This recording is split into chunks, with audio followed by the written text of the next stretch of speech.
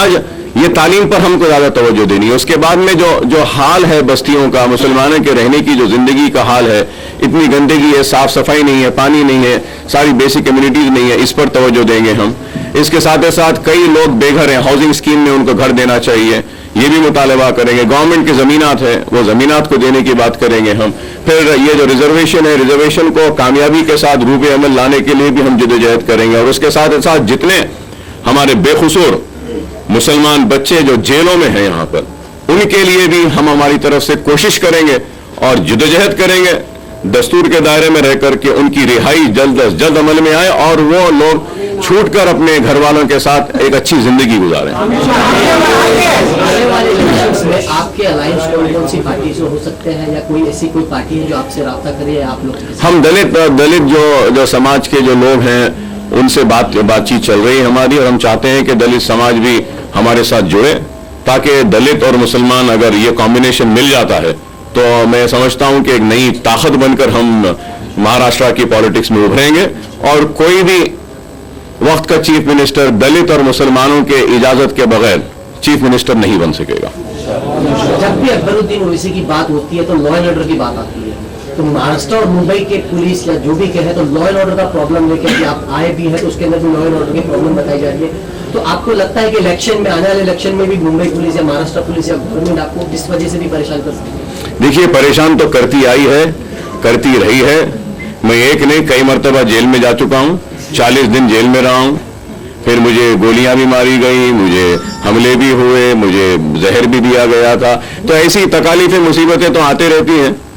तो हम 65 बरस से मेरा मुसलमान भाई इस मुल्क में 50,000 फिसादात से उलझता रहा, झुलसता रहा, जलता रहा, कटता रहा, मरता रहा, लेकिन अपने मुकाम पे खड़ा है। तो मैं भी उन्हीं का ही भाई हूं, चाहे कुछ हो जाओ, अपने मुकाम से हटने वाला नहीं हूं। जो काम करना है वो काम करके रहा। देखिए, मैं यही पूछना चाहूंगा राज ठाकरे से और फिर सेना के लोगों से कि मैं नहीं, मेरी जगह पर कोई और वहां पर एक मुसलमान की जगह कोई दूसरे मजहब का होता और वो उपवास में होता, और यही सेना का या कोई सेना का एमपी उस उपवास में रहने वाले सुपरवाइजर को अगर मुंह में ले जाकर गोश्त की बोटी डाल देता, तो क्या तब भी वो खामोश रहते? सही कहते इस बात को? हर एक अखलाकी फरीजा रखने वाला, एक बेसिक एटिकेट्स रखने वाला जानता है कि यह हरकत बिल्कुल ही गलत थी। और मैं समझता हूं कि फौरन वजीर आजम हिंदुस्तान को बयान देना चाहिए, इस पर मजम्मत करनी चाहिए इस हरकत पर और रोक लगानी चाहिए। अच्छे दिन कह रहे थे, तो क्या ये अच्छे दिन थे? तो उनको रोकना चाहिए और रोकने के साथ ही साथ इस सांसद की जो रुकनीयत है उससे भी इनको निकालना चाहिए। तो जब ही हम बोलेंगे कि वाकई में इस मुल्क में अभी सेकुलरिज्म जिंदा है, अखलाकियात अभी जिंदा है और यहाँ पे जो है सो इंसाफ सही मिल रहा है। बयान देते रहते हैं, उनका काम यही है कि मुश्तिल करना, प्रवोक करना, कोई जवाब देना। ठीक है, अब वैसे है, कोई ये भी बोले थे कि मोदी को अपोज करने वाले पाकिस्तान चले जाएं, फिर कोई ये भी बोला है कि जो है मुसलमानों को हिंदुओं की बस्ती में घर न दें। तो ये तो बोलते रहते हैं, तो अब नहीं मालूम वो किस वजह से घर नहीं दो बोल रहे हैं, उनको ही मालूम।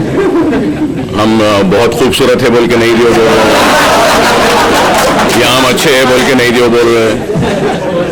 तो ये तो बोलते हैं, उसको कुछ नहीं कर सकेंगे।